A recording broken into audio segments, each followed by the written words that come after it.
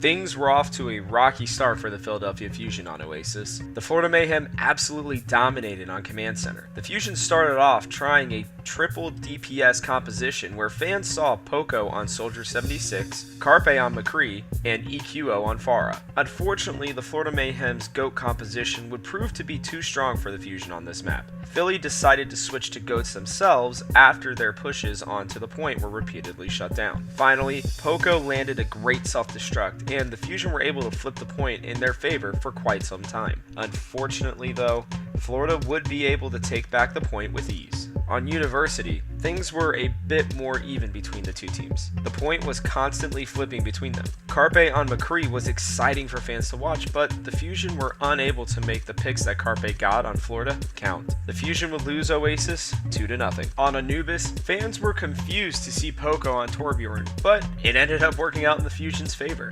It took the Florida Mayhem ages to get past the Fusion's slightly cheesy defense. Poco's turret was constantly doing work, but EQO struggled on Junkrat. The first point could have been saved if EQO had chosen to focus on the squishier healers with his Riptire, but instead he chose to focus on Zephyr's mecha. On point B, during the Fusion's defense, Neptuno would make the switch onto Baptiste. Baptiste seems to be a great hero for Neptuno because of his aggressive playstyle, as he was constantly popping off on the kill feed. During the Florida Mayhem's last push, Hagopin would get key picks onto Boombox, EQO, and Neptuno, which would allow the Mayhem to take point B during overtime. When it came time for Philly to attack, they chose to try out triple DPS once more. Poco was consistently harassing Saya player and the Mayhem's backline. This allowed the Fusion to take point A quickly. It took some time, but the Fusion were able to cap point B with more than enough time in the bank. The Fusion only needed one fight to take the point on their second turn on attack, and the Philadelphia Fusion won Oasis 3-2. On Kings Row, fans were delighted to see Elk take the main stage once again. The Fusion were the first to attack. Boombox ended up getting a great pick on Saya player, which allowed the Fusion to take point A. Once the payload had been claimed, Philly switched back to GOATs for a quick push through point B. It took some time, but the Fusion would finally push the cart to the end of the map, with Sato swinging his hammer and popping off against the Mayhem. The Fusion's defense on Kings Row was nutty.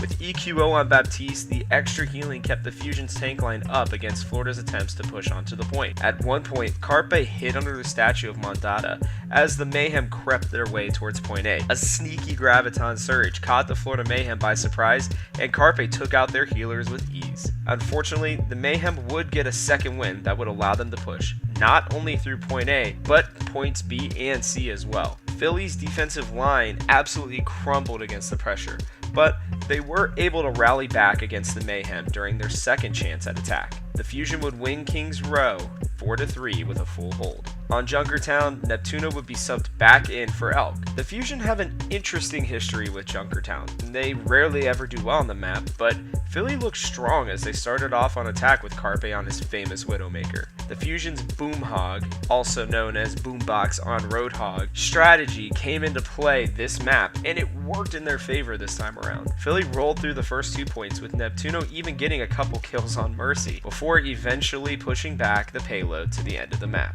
Unfortunately, the Florida Mayhem would also be successful during their chance at attack. BQB was nutty on Hanzo, and he got 3 great picks on the Philadelphia Fusion that allowed the Mayhem to push the payload to point A. For a moment, it seemed as though the Mayhem would steamroll through the Fusion's defenses, but Poco landed a great Poco bomb that allowed Philly to regain control.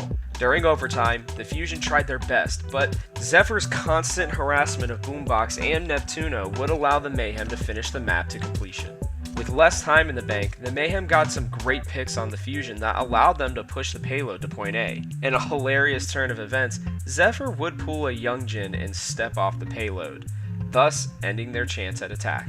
When it came time for Philly's second go-around, they would push through the Mayhem's defenses with ease. The Philadelphia Fusion took Junkertown 5-4. In conclusion, the only reason this match did not go to map 5 was because of Zephyr's C9 on Junkertown. This victory does not feel as great as it should because of this. The Fusion did not look great against Florida, especially on Oasis. After the Mayhem's narrow loss against the London Spitfire, it might be that the team's decision to go with an all-Korean roster might be working out in their favor. A new Florida Mayhem is apparently on the rise, and it is good that the Fusion were able to beat them this time around. If you love great Overwatch League content, please leave us a thumbs up, subscribe, and hit that bell icon. Now, from our house to yours, thanks for watching.